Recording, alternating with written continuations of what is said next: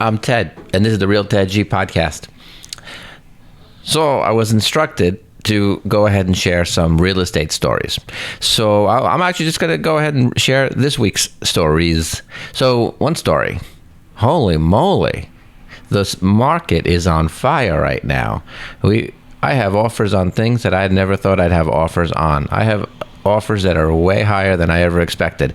Maybe the buyers are noticing the high interest rates and want to at least get into a house instead of worrying if the interest rates will ever revisit the 4% mark. I'm not an expert on interest rates, and I also don't have a crystal ball. Well, that's not true. I have a crystal ball. But no matter what the interest rate happens to be, if it's time for you to buy a house, you should be buying a house. So case in point, something does happen when interest rates do go up. There's another opportunity. I have a seller that we're negotiating a cash offer on the table for a house that needs a decent amount of renovation, fair amount of fair price point.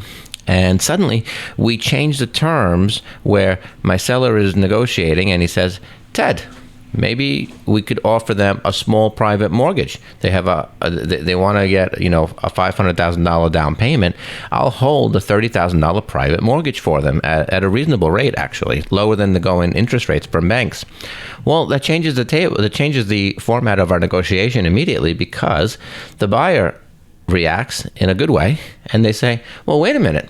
Instead of waiting 60 days or 90 days for me to close, by obtaining the different financing, I can close in 2 weeks if your seller is willing to hold 50% of the private mortgage." So now on a $550,000 purchase price with a 50% down payment, we can probably close in 2 weeks. My seller's happy. They have a decent amount of cash infusion right in their pocket.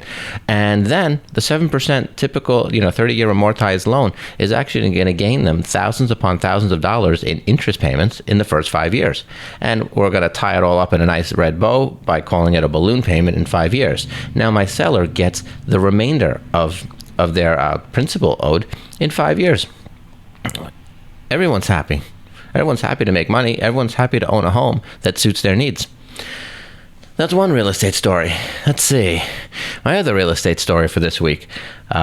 Suddenly, it's a frenzy on waterfront homes. So I've been back and forth to West Islip showing a beautiful waterfront home.